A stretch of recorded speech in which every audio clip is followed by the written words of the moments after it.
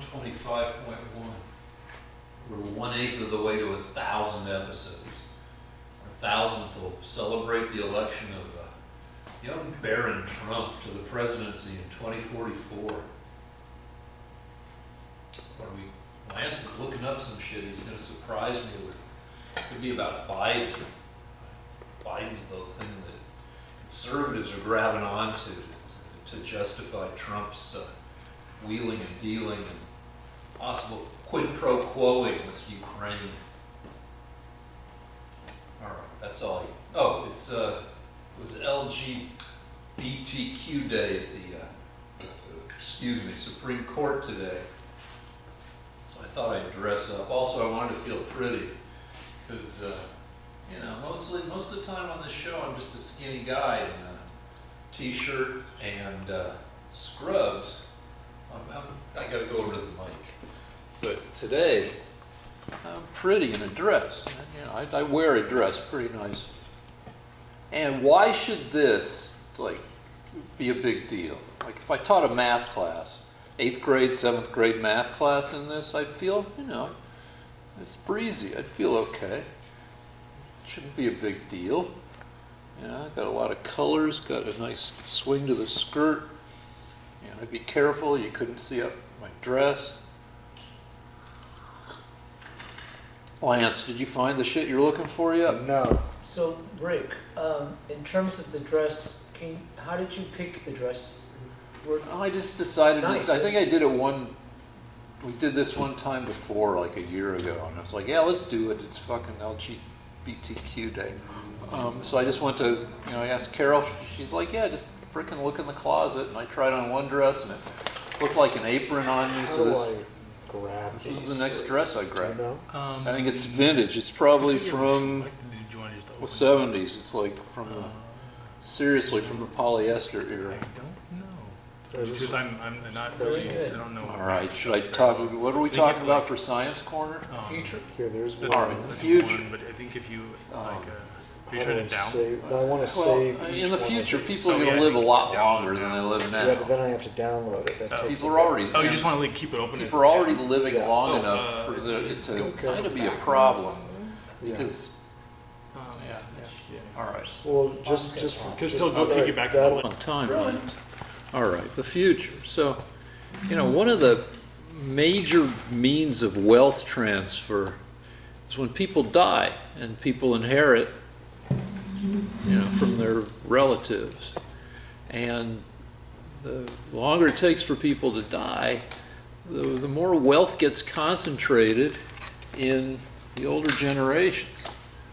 And that's going to become an even more serious problem as we move past the year 2040, when the average lifespan is going to start. Hold on. Yeah. In the year 2040. Yeah. We won't even be able to tell in most cases what the average lifespan is going to be, because medical improvements are going to come along at such a pace that people are just going to keep on living.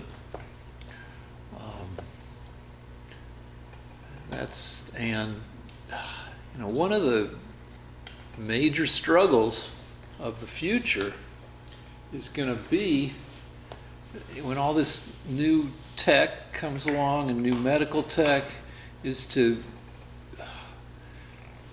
we figure out how to get it evenly distributed enough that you don't have 3 billion pissed off people not getting the new shit and starting to wreak havoc on the world because of inequality. Because there's no bigger inequality than between a population of people that have an average lifespan of 60 and another population of people that have an average lifespan of over 140. All right, that's thing one. Thing two is to go back to LGBTQ.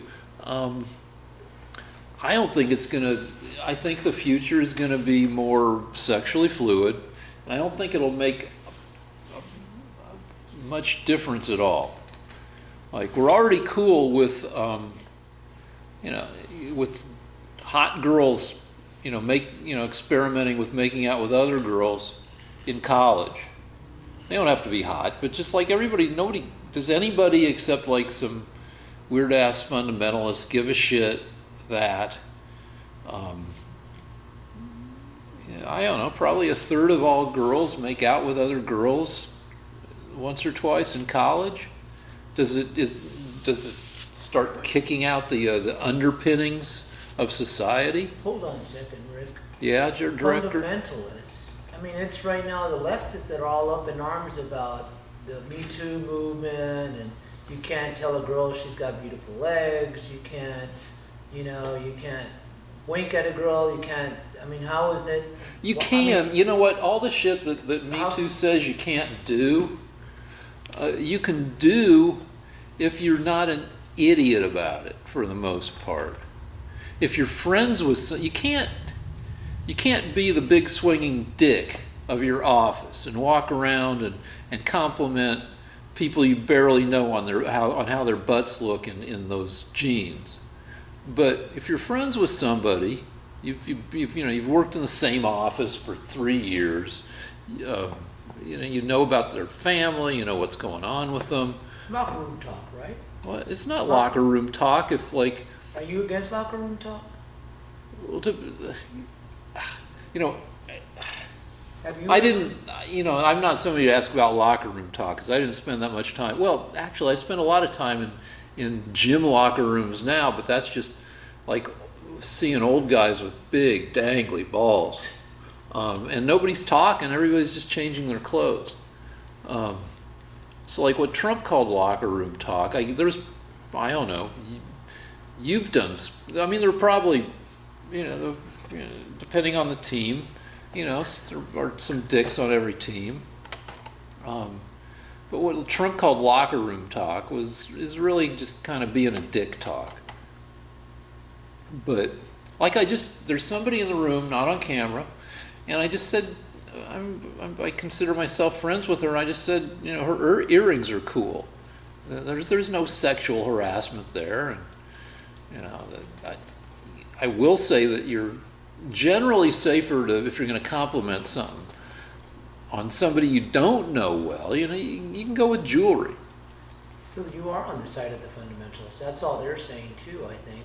Well, I mean, just don't be a dick about it. That's basically what they say too. So I remember in like 7th grade, I was egged on by my peers to grab Esther Hardenberg's butt, and that wasn't right. And my fingers slid right off because again, it was the polyester era, and Esther Hardenberg had on pantyhose because people wore pantyhose in those days, and it makes for a monolithic buttock structure that is not amenable to grabbing. And I'm sorry, Esther Hardenberg. I went online and I Googled you, and there's a documentary on you, Rick Rosner, and it touched base on your experience with the game show. Who Wants to Be a Millionaire? Yes. Yeah. Can you just kind of just real quickly give us a synopsis of that? All right. So, to start from general principles, if you went on Who Wants to Be a Millionaire in the very first years of the 21st century, odds were just about equal that you would leave the show because of a question where they fucked up the research and they didn't have the right answer, as you were to leave with $1 million. There were some structural problems with Millionaire, and with the deal is like every game show has questions that they get wrong from time to time. Facts can be slippery, and but on like a game show like Jeopardy, say they've fucked up a question, maybe they've missed an alternate answer, and so say some contestant, goes for that question, gives the alternate answer. Trebek says, no, you're wrong. And then at some point during the commercial break, the contestant says, hey, what's up with that? I know that's the right answer to that. And then they quickly, Google it. And then when they come back from commercial, they say, we fucked it up, and we're going to give the contestant, the $400 or whatever. Or, there's a fucked up question, and nobody notices it until people write in, after the show is broadcast. And then they look at the show and see if it changed the outcome of the game, and maybe they invite somebody back. But on Who Wants to Be a Millionaire, if there's a fucked up question, and you're not lucky enough to pick the wrong answer that they think is correct, you're off the show. You're done. And so, so that's a tougher thing. That's thing one. Thing two is that Who Wants to Be a Millionaire was written in New York by New York writers, because Regis Philbin is in New York, and it was shot in New York. And all the experienced quiz show writers and researchers were in LA. So they were working mostly with people who were, fairly complete amateurs, who'd maybe written for like pop-up video and stuff like that. So they were going to make mistakes. And they made a lot of them. They had like 8 people back because of fucked up questions. And by the time my fucked up question came on, they were kind of sick of constantly being embarrassed. Plus, I'm not super telegenic. It's like, if I'd been the Navy captain who went on in his dress whites, and that guy got a fucked up question, maybe they would have been more amenable to have him back on. But anyway, they asked me a question, and the structure of Who Wants to Be a Millionaire is they give you 4 possible answers, and you're supposed to pick the correct answer from the 4 choices. But on my question, the correct answer wasn't among the choices. Did I know the correct answer and was like, where's the correct answer? No, I didn't. But neither did the other 8 people who had to leave the show and then come back because of a flawed question. The principle being that if they can't figure out the correct answer with unlimited time and resources, a big research department, a bunch of writers, producers, the whole bit, and if they can't figure out the right answer, then how can you expect one person sitting in a chair to come up with the right answer? I fought with them. I sent them a bunch of maybe my first error was I sent them a thank you note for having me on the show before I found out that the question was fucked up. And then I sent them a series of letters saying, that question was fucked up and you need to have me back on the show. And I was nice with them. Because they'd said because right in our briefing with all the contestants, they just had a fucked up question, and some of the contestants were like, well, what happens if we get a fucked up question? And the executive producer, Michael Davies, said, it's not your job to worry about it's your job to do as well as you can on the show and not to worry about whether the questions are right or not. If a question is flawed, we will make it right. So I thought, well, this is a collaboration between me, I naively thought this, me the contestant, and the show. And they said they would make it right, and here I am pointing out that I left because of a flawed question, and they said they would make it right, and they did. And I eventually, after a year, right before the statute of limitations came up, I sued them, and then I lost because I'd signed a release saying they could do whatever the fuck they wanted. How much did you win?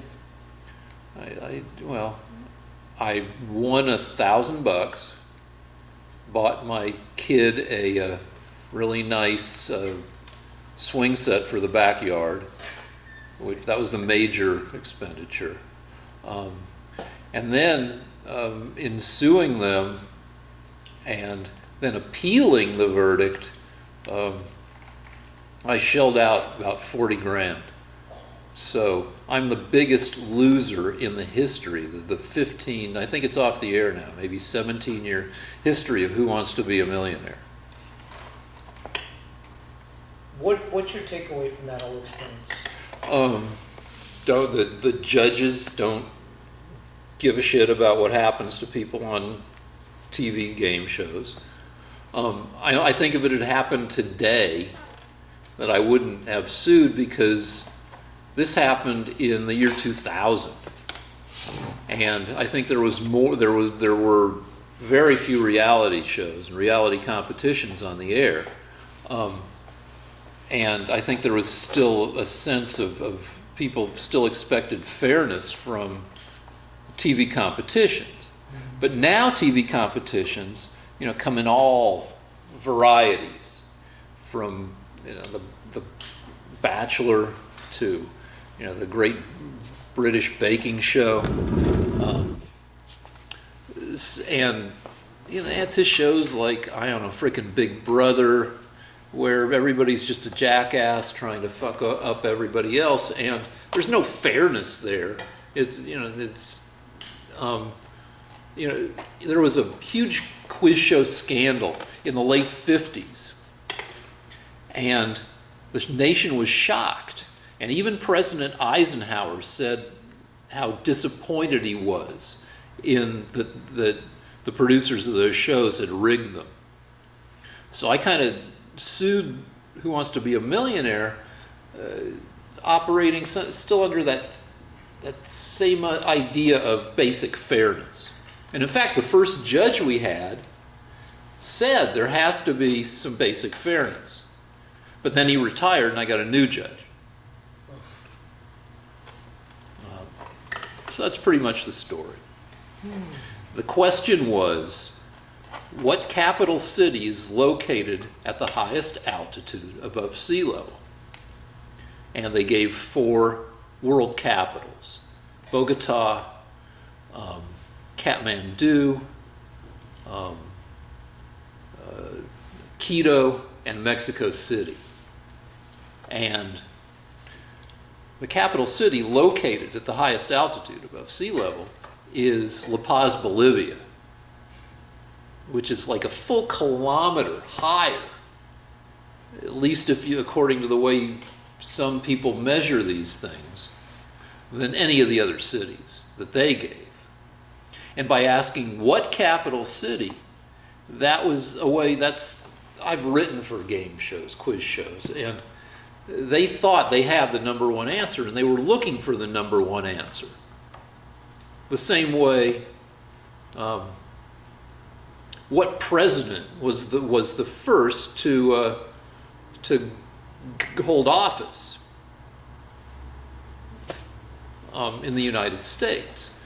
And the what specifies you're looking for the very first president, George Washington. And that's the right way to phrase it, and that's the way they meant. In fact, during discovery, we got their notes, and they certainly thought they had the world's highest national capital. If you were trying to ask a harder question, you'd say, which of these presidents served first? And then you could go, Jefferson, Lincoln, Teddy Roosevelt, Richard Nixon. But they said what? And if you look at the notes written on the actual question slip that moved through their research process, you can see that they thought they had the world's highest national capital. But they said, oh no, we didn't mean that. In fact, it's reminiscent about the crazy, twisty, bullshitty logic that's going on now, when a certain recently serving president says that you can't do an impeachment investigation on him because it's unconstitutional. But anyway, Lance, you've got surprises Well, for us. Okay, I'm gonna cut. Rolling. Hey, one more thing. You know, that what versus which of these? You know, what's the smallest denomination of U.S. paper money? You know, when you ask it that way, it's a dollar bill. When you say which of these pieces of U.S. paper money is the smallest, then that could mean, you know, you don't have to put the dollar in there. So just to make sure that my conclusion, just to reinforce my conclusion, that is the way you ask those questions, I looked at 110,000 who wants to be a millionaire questions from around the world. Because it was on in dozens of countries. And I found like 4,000 maybe, I don't know, a bunch of questions where it was, you know, which of these came first, what was the, you know, who was the first prime minister of Australia, you know, the questions, and there were, out of like 4,000 questions, out of the 110,000 questions I looked at, there were maybe like three that were phrased incorrectly. You know, like 99.9% of millionaire questions were phrased properly, and that established well beyond, because I hired a USC mathematician to say, what are the odds that Millionaire just doesn't give a shit about what is versus which of these is, and they just assign that at random, and that only 3 would break that rule. And he agreed with my calculations that were the odds that were like a quadrillion to 1. Jesus. Did your lawyers drop the ball, Rick, or was No. The deal. All right. So ABC hired a firm called Quinn Emanuel, which is very frustrating because if you go to the Burbank Airport, which is the most convenient airport, and it's much more convenient than LAX if you live in the valley. Quinn Emanuel has ads plastered all over that frickin' airport saying, yeah, if we go to court, we win 88% of the time. Or, no, I guess they just win 88% of the time, period. They're a very aggressive law firm. They got in trouble. They opened up some offices in San Francisco, like 20 years ago. And to show how hardcore they were, to announce to San Francisco, we're here, we're fucking badass lawyers, we'll win your case and nothing will stop us, they mailed out hand grenades to dozens of companies in San Francisco. And this led to like a couple bomb scares. So anyway, I went up against those guys. My lawyers were, I thought they were good, but you know, it was a tough case, and also a doofus with a doofus lawyer had sued Who Wants to Be a Millionaire over a question that he said was flawed, and really wasn't that frickin' flawed. And like 6 months or 10 months before I sued Who Wants to Be a Millionaire, and his fucking case was shitty. He had a shitty case. He made shitty arguments, but then my case comes up, and in the law you look for precedent. And so the judge read that shitty case out of New York and was like, yeah, this is the same thing. But it wasn't, but you know, so. Can you disclose what you're suing for? What was the amount? That it didn't get far enough because, in fact, the expensive opposition lawyers argued for, you know, how can you argue for any damages? Because you could get the very next question wrong.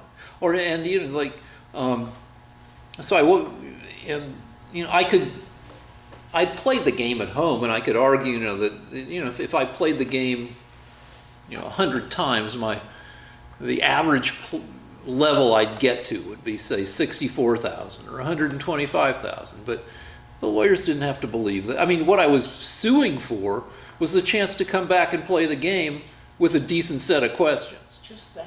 And then Just to come have me back on the show. Like, and give me a new $16,000 question that wasn't fucked up, and then play from there. They could even give me the same old rest of the question stack that they had sitting someplace. But they didn't want to set a precedent. They didn't want to let a guy sue them and then let the guy back on, because then frickin' every nerdy OCD contestant in the world, they'd stated they had a problem with nerdy contestants.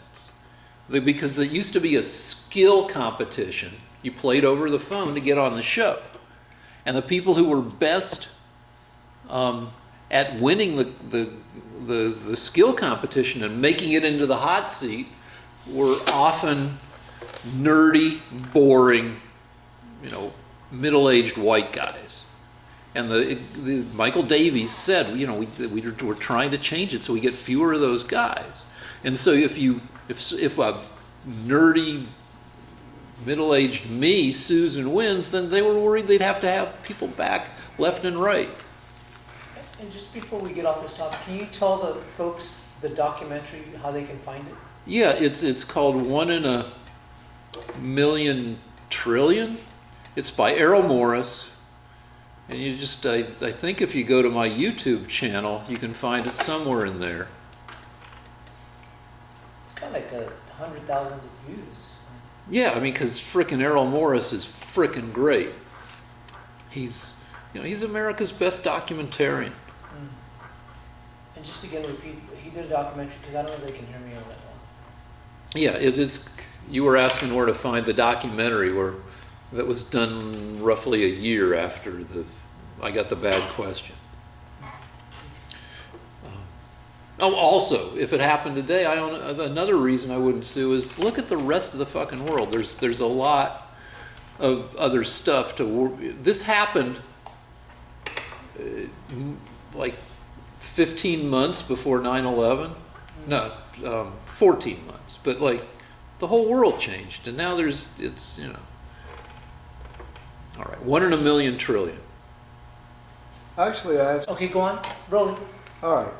So I want to say something too. If you look my name up, Richland, I sued MGM because my father was the writer of the Pink Panther. Was the creator? Well, just let me tell the story. Okay, sorry. He was the writer and the creator of the Pink Panther, which he co-wrote with a director named Blake Edwards. And he died penniless.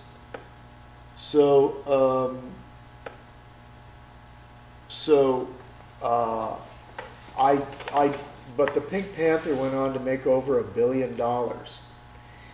And so I sued MGM Sony, and the judges concluded that my father was the writer of the Pink Panther, but not the author of the Pink Panther. So we lost the rights. And the word in the copyright law is author, not writer. So that's how dirty it is. And the reason I'm telling the story is because I found out something amazing, which I never knew. People think that judges are experts in copyright law and the kind of things that Rick was dealing with, and experts in real estate and experts in, like if you go to court because of child custody or whatever it is, you're assuming that the judge you get is an expert in that. And what we found out was judges are lawyers. They know a lot about law. They're usually bright, but they're not experts in copyright law. And the person that wrote the law said we were right, who is basically the authority on the law. another who was impartial. But the judge, all I'm saying is if you go to court in America, don't think that if you've got some deal about, how a motor functions and you're suing a company over something like something technical, don't assume the judge knows anything about that. They're just guys. And they're easily confused. And in general, if you go to court, you're rolling the dice. You maybe get the right outcome 2/3 of the time. The deal is the law works to establish precedent so stuff doesn't go to trial. So stuff doesn't go up in front of, it's, if there'd been a bunch of there's very little quiz show law. And what there is, says, fuck you contestants, you take your chances. But the deal is that the law is supposed to, over time, build up precedent and build up correct understandings, so that stuff doesn't go in front of a fallible judge. Everybody's just like, oh yeah, well here's the law. It's very clear. We're just going to settle. Lance, can you define what's the difference between being an author and being a writer? Well, what I was trying to say was that the copyright law says that the writer said that the author should get a certain amount of money if his work continues to make money 25 years later.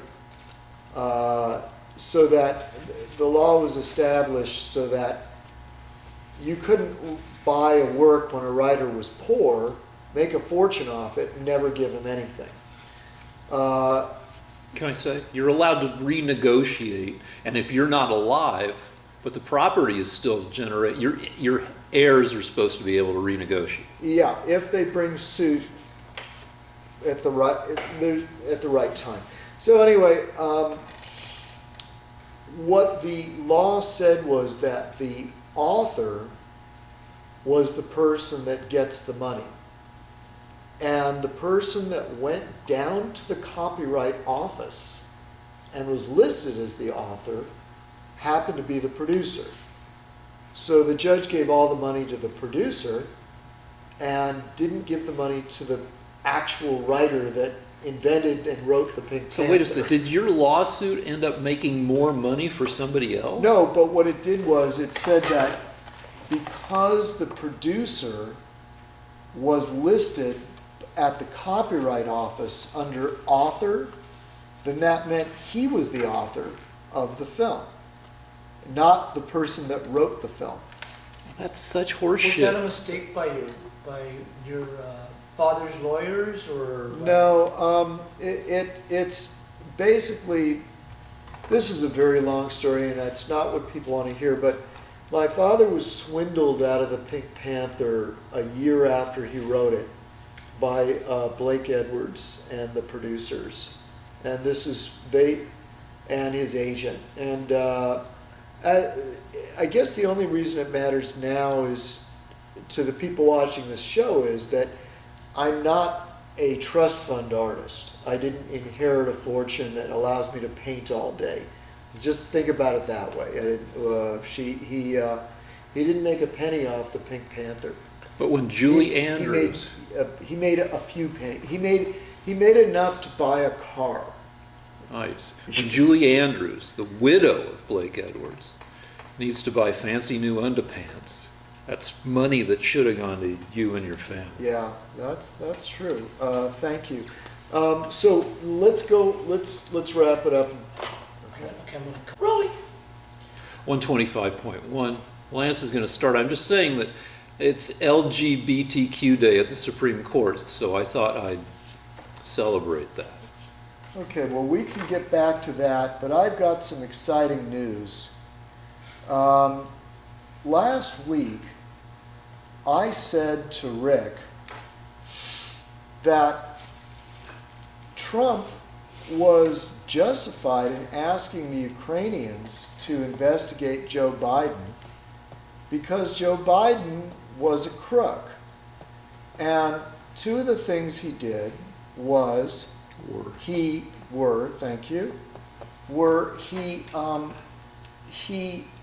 told the Ukrainians to fire the prosecutor that was investigating his son, that was going to investigate the company that his son worked for. And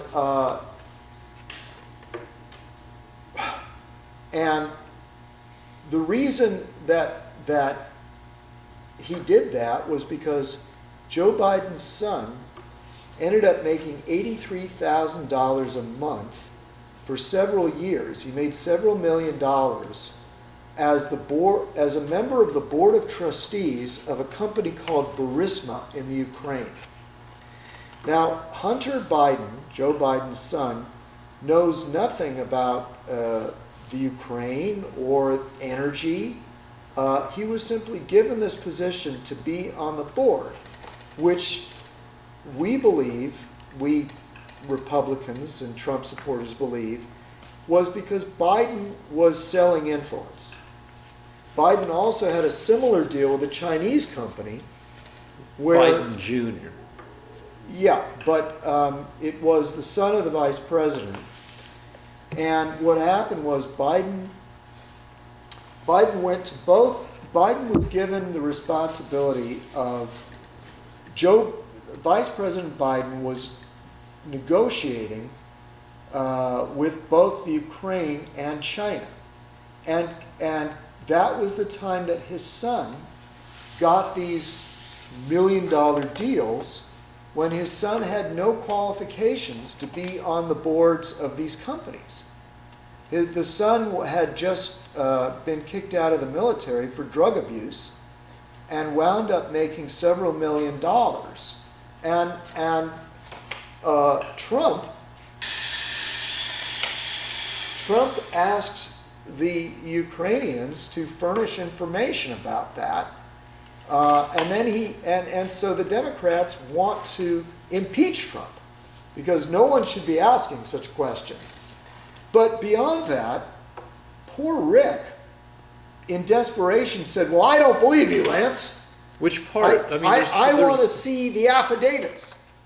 And I said, we have the affidavits now? Yeah, because Right. and Rick said, "I don't believe any of this." Rick said, "I can go." No, I didn't if say you that. watch- I said I if believe you- there's if- quite a bit of if this to I- believe. You did not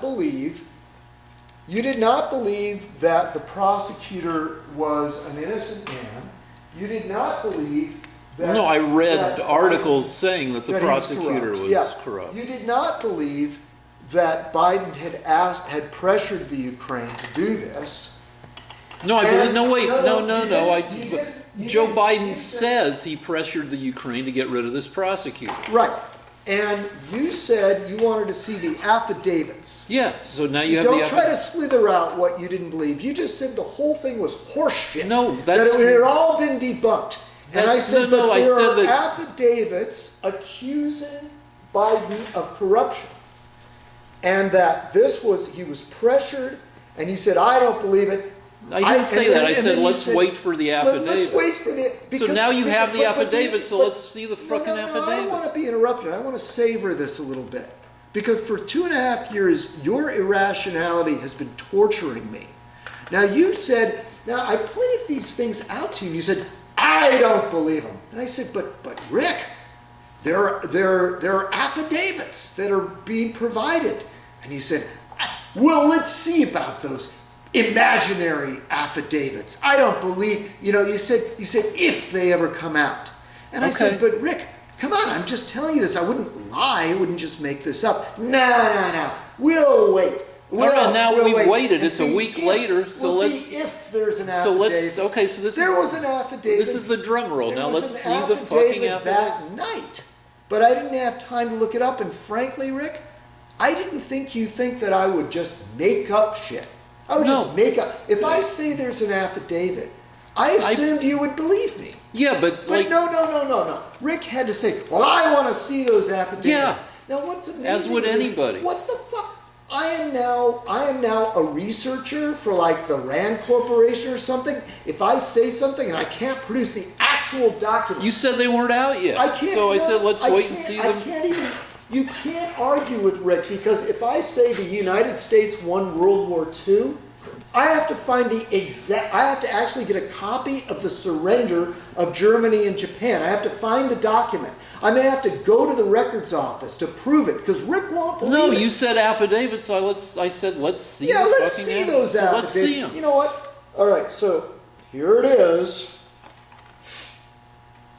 This is an affidavit, and I have 3 affidavits. Okay. The first is Who are they a from? statement from, this is the first one. This is a witness statement from Victor Shokin, Oh, the fired prosecutor. the fired prosecutor. Okay, here it is. This is a court document. And he says it's a very lengthy document, but he goes on in great detail So- how Biden fired him, got him fired because he was looking into Burisma Company, the company that Hunter Biden was working for. Okay. All right?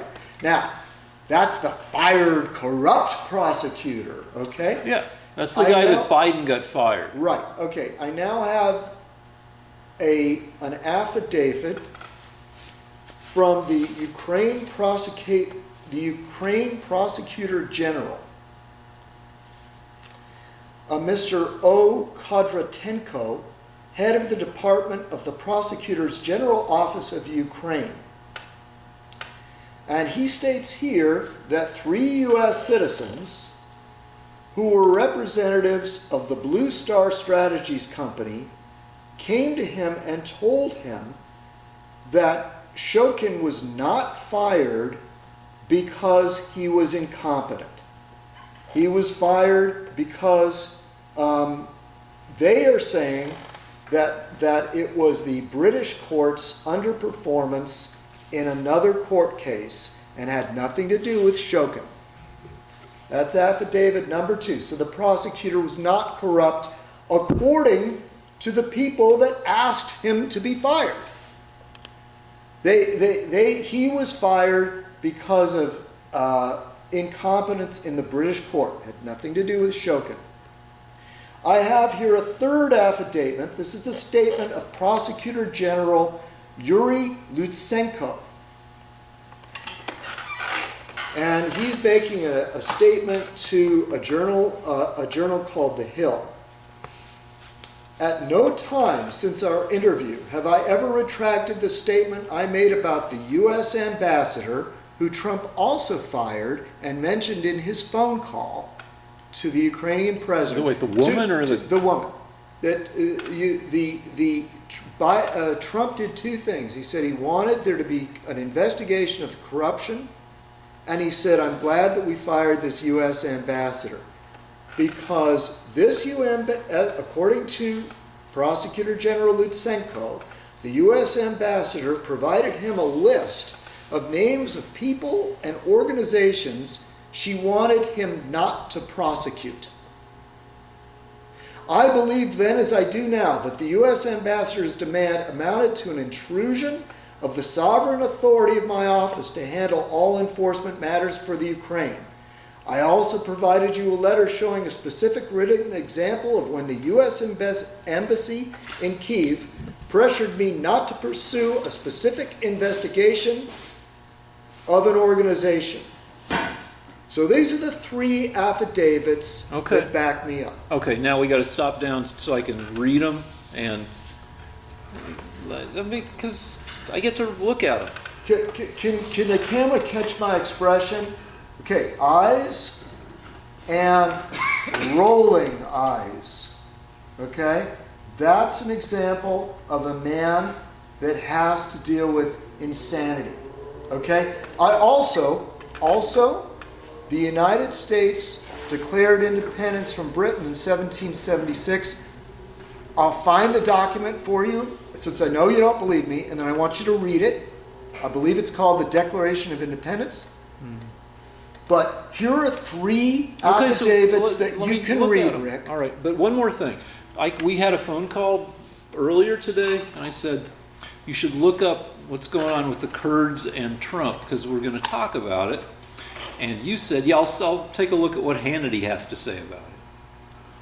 And that, okay, we're going to stop down. Do you want to talk about the Kurds right now? No, I want to look at, that no, we're going to last- stop and we'll come back to the Kurds. Because while you're reading, just Yeah, this way we can move Okay, things that's forward. fine. All right.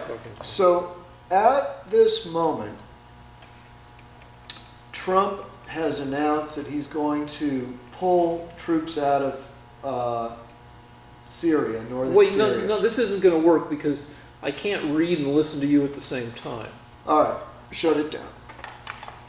Let me keep working. do you want to say? Why don't you give us an update on the painting right now? Well, I'm just dialing in the details, trying to make it more accurate. So if you want to get square with it, if you can. Okay, and I'll just paint, say what I'm doing. Yeah. So I'm taking soft brushes and I'm adding brighter highlights so that things will look more 3D. Also, let me get my glasses. I'm also going to be dragging things out with soft brushes.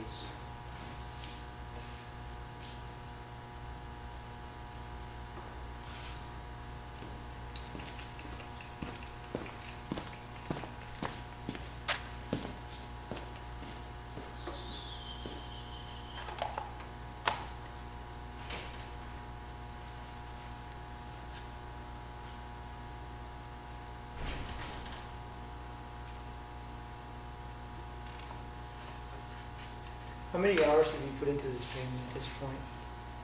You say 5, 4? Yeah, 4 or 5.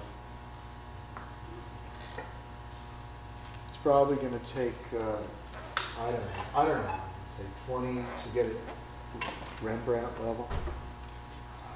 Do you have any idea what you're going to do with the outer part of them? Yeah, I'm going to give him a fur. I found he got a fur, an animal fur, and believe it or not, they look really good. You want to put it on for a second and show the audience? It looks really interesting, because I think that's so much more interesting than like it's a fur coat or something.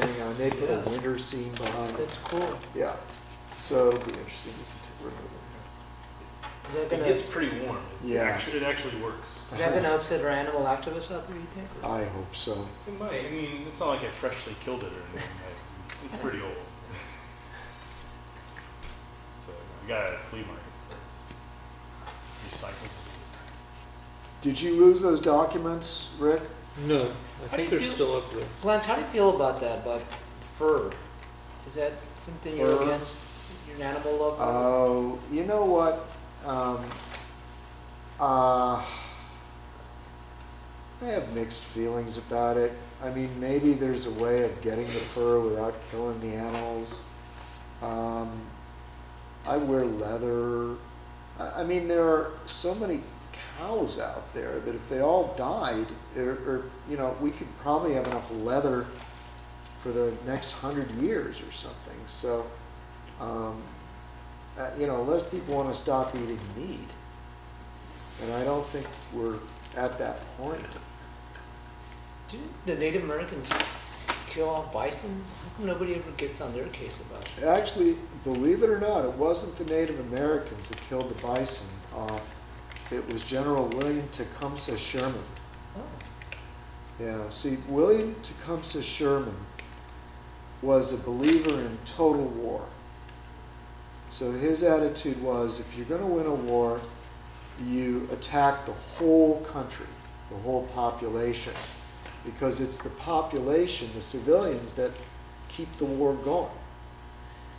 So he found out that the bison was critical to the survival of the Native Americans, the Plains Indians. And his task was to defeat them, and they weren't willing to be defeated. They were, excellent at hit and run and evasion. And so he said, look, instead of trying to duke it out with them Indian by Indian, what I'm going to do is I'm going to destroy the bison. So he brought every sportsman and hunter in America that wanted to come out to the West, and they killed millions of bison. And so more Indians died from starvation than they did from General Sherman's soldiers in battle. And that's how they were finally subdued. A lot of people don't know that because it was practically a genocide against the Native Americans. And I've argued with people that if you're going to take statues of Robert E. Lee down because he was abusive towards the blacks, then you're also going to have to take down the statue of William Sherman in New York City because he actually killed more Indians than Robert E. Lee killed blacks. My argument is are Native Americans' lives less important than black slaves? And now the reason nobody does anything against General Sherman's statue is because he was a Union general, and people love that statue in New York. It's one of the best statues in America. It's a beautiful gold statue. But it's going to have to go if you want to be consistent. What do you think of Ted Cruz right now? I love Ted Cruz. Is there anything I should know about him? No, I'm just wondering, do you feel like, remember Trump used to give him a hard time, but during the political campaign? Yeah, I used to call him Lying Ted, but now I think he calls him Wonderful Ted or something like that. Because they're now in alliance with one another. Mm-hmm. Ted Cruz is, I love Ted Cruz more than I love women. Do you like his beard? I think the beard makes him look a lot less sinister. Part of the problem with Ted Cruz is that he's very he has a Hispanic look about him that I think frightens your average American. Hold on. He kind of looks not to be. He looks like Grandpa Munster if Grandpa Munster was younger. Yeah, he also from the Munsters. He looks moist. No, he's got a very, very long nose. But he looks kind of shiny, and he looks like a blobfish. Look up blobfish. No, he looks like Grandpa Munster. A little bit, but wait. Let me finish my thought. Okay. It doesn't matter. I still love him. It's I think he'd have a better chance. He would be more palatable if he was in a different country where having a long nose and black hair was more acceptable. But with the beard, I think he looks very kind of mellow and wise and fatherly. So I think the beard was a good move on his part. Because he's got a lot of stuff going on around his jaw. I don't know about it. All right, so I looked up. Everybody has beards now. Eric Trump has a beard, and all right, so I looked up. I Googled Ukraine affidavits, and as I say in a lot of this stuff, if you're interested in what's going on, you need to do some reading on your own. I looked up an article on Heavy, which does a lot of explainers, and it quotes a journalist named James Risen, R-I-S-E-N, and he says, ironically, Joe Biden asked Shokin, the fired prosecutor, to leave because the prosecutor failed to pursue the Burisma investigation, not because Shokin was tough and active with this case. Kalinuk said to Radio Free Europe. Zlochevsky had been Ukraine's ecology minister, blah, blah, blah, blah.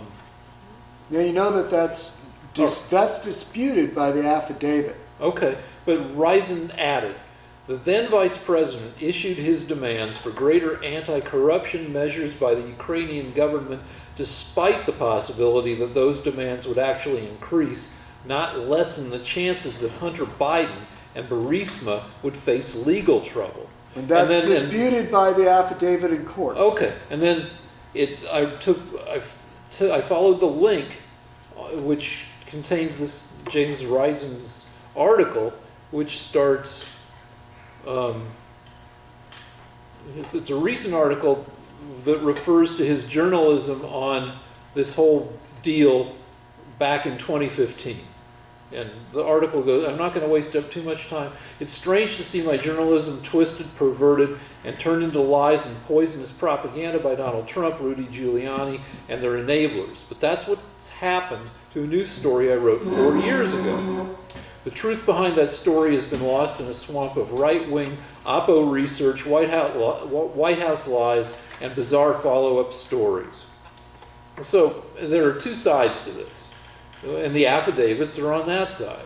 Well, the affidavits are court documents that are punishable by jail time for perjury. Where? I mean, who's those are wait a minute. Rick, how can you're talking about a reporter who simply says these things. My affidavits are court documents. The actual participants, not a reporter, the actual prosecutor said he was pressured by Biden, that it was a corrupt attempt to pressure the Ukrainian government. It's in the affidavits. Okay. I thought you were going to read that. And the affidavit was written by the prosecutor, Lutsenko, the man that was pressured by Biden. Not a reporter. Is he still I in have office? the actual testimony of the prosecutor. So, tell me more about the affidavits. Like, were they issued? Who? There was a court case in Austria. Okay. The court case in Austria involved a witness who was speaking against Burisma, I believe. Okay, and therefore all of this testimony, much of it. Not all of it, took place in that court case, where the Ukrainian government officials had to say what happened. Two prosecutors, Shokin and Lutsenko. Shokin was fired. Lutsenko was his replacement. Both of them say that Biden pressured them. Lutsenko says the U.S. ambassador pressured them. Biden said. Shokin said Biden pressured him. So, are these affidavits brand new? No, they've been around for several years. I don't know what year they came out, but they are within the past 3 years. They're not brand new. I mean, so all right, you got affidavits. Well, I have witness testimony from the principal people involved, Including the guy who got fired. Not the. Yeah, but the guy that got fired, I also have an affidavit from the company that pressured to have him fired, saying that they're apologizing that they had misinformed the U.S. That he did not deserve to be fired. These people are from. What did you do with my affidavits? I may have accidentally closed one, but you still have two of them there. Okay.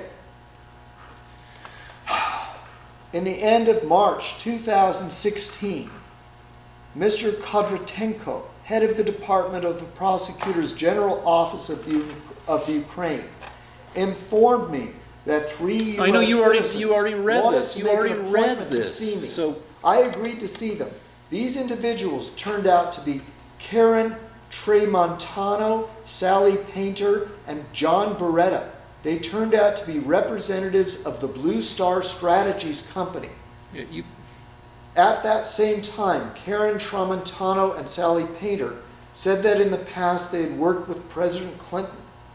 The purpose of their visit was an apology for dissemination of false information by U.S. representatives and public figures on the activities of the Prosecutor General's Office of the Ukraine in regards to the investigation of criminal activities.